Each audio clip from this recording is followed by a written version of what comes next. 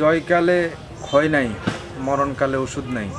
এটা যেমন বাস্তব সত্য কথা, তেমনি এটাও বাস্তব। মানুষ একটা সময় শক্তি অর্জন করে, মানে জীবনের শুরু থেকে আপনার 20-25 বছর 30 বছর বয়স পর্যন্ত আপনার শক্তি আপনার শরীরে উৎপাদন হবে, কিন্তু একটা সময় এসে আপনার এই শক্তিটা শরীর থেকে ক্ষয় হওয়া শুরু করবে।